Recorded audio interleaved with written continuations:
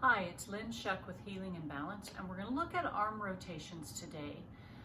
Arm rotations, we can rotate at the shoulder or at the forearm. I have a whole other video just of some gentle forearm rotations.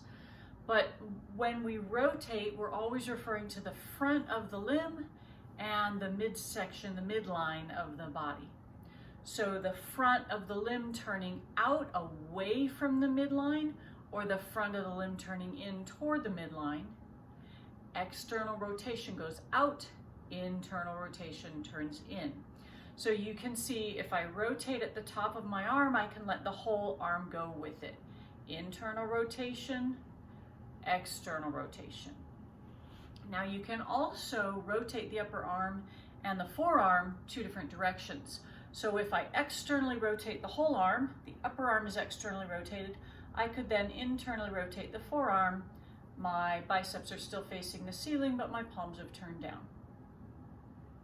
Similarly, I could internally rotate the whole arm and externally rotate the forearm. Not as useful of an instruction, but just so you know, you can internally and externally rotate these separate from each other to some degree. We use this I use this in table, in downward dog, in incline, poses where there's weight bearing. It also gets used in side warrior. It gets used in other poses where the arms are out in the air. But when we have our hands on the floor, understanding what these rotations do. So the first thing I want you to do is actually just play with what those rotations feel like in table.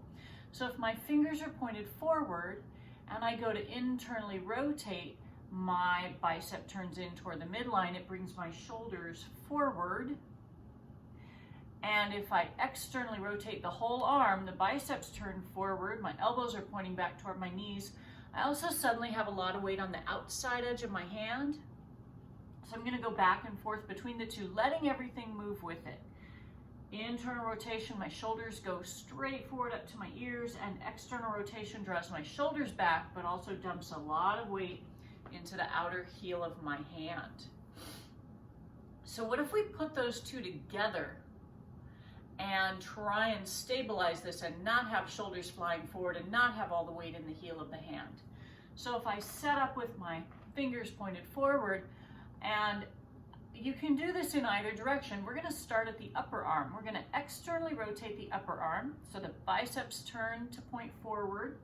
They turn out. And you can feel how that weight goes to the outer heel of the hand. But if I then try and internally rotate the forearm, it undoes a little bit of that external rotation in my upper arm, but it starts to plant the inside edge of my hand on the floor. I also realize I'm using a lot more arm muscles now than when I just sort of sink into my shoulders or sink into the heel of my hand. So again, that was external rotation in the upper arm, internal rotation in the forearm.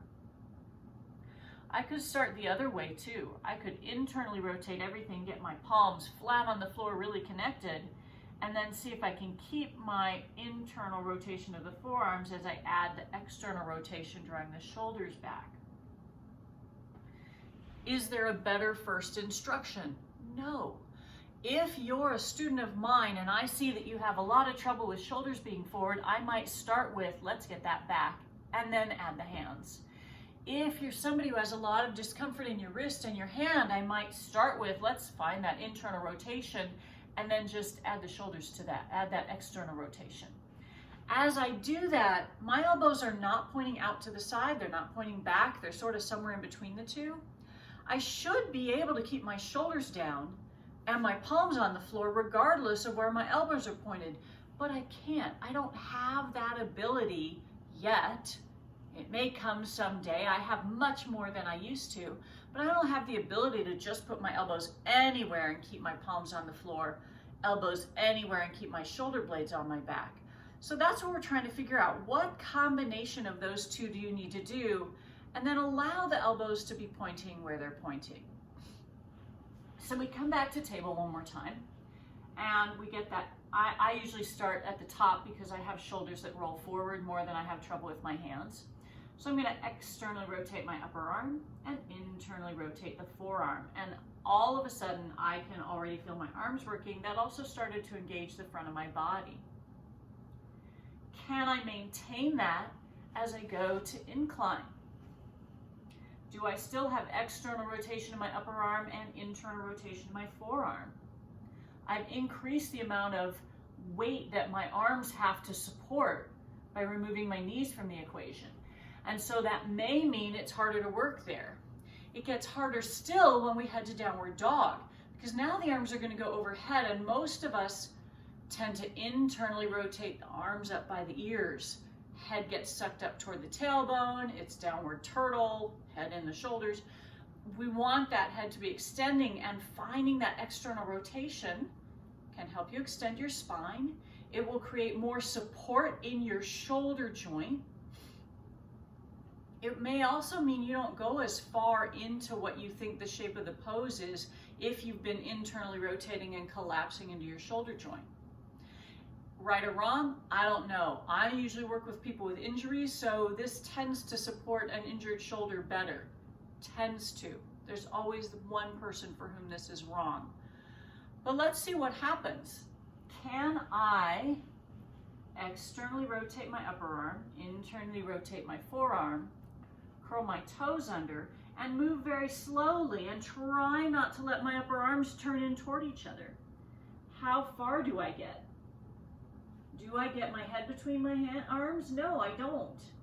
But I'm still reaching, externally rotating the upper arm, internally rotating the forearm. This is one of those few occasions where I will not show the internal rotation in downward dog. I've come off shoulder injuries. When I do that, I now end up with lots of neck and shoulder that I have to spend a long time fixing. So I won't show the error of internal rotation. But I will tell you, if you're used to internally rotating, it will feel as though your armpit is flattening out. And when you find the external rotation, you'll feel this lift. Now that was lifting into it and trying to maintain the rotation. Say you just find yourself in downward dog and then you want to see if you can place the rotations in after. That can be done.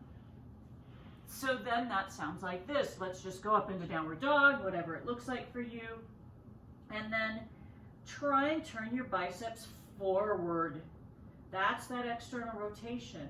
And then can you internally rotate the forearms, getting weight to the base of your first finger. And so you can put it on after, and for some of you that may be the best way to work. Play with these rotations. If you get it confused once the arms are overhead in downward dog, keep playing with them down by your side, literally just down by your side. External, what muscles does that feel like? What does it feel like across my chest? Can I feel the shoulder blades sliding toward each other? Internal, shoulder blades pull apart, collarbones come in toward each other. So just learning what external and internal feels like, and then you can take that anywhere. External, internal, external, internal. External, palms face the wall behind you. Internal, palms turn to face forward and then out. So get used to what that external, internal is, and then see what happens when you put weight in your hands. It's a longer video than usual, but it's a lot of information, and it's a lot of, it's a challenging set of instructions to work with. So I just wanted you to have the information, and then you do with it what you want. Make it work for you. That's what I've got.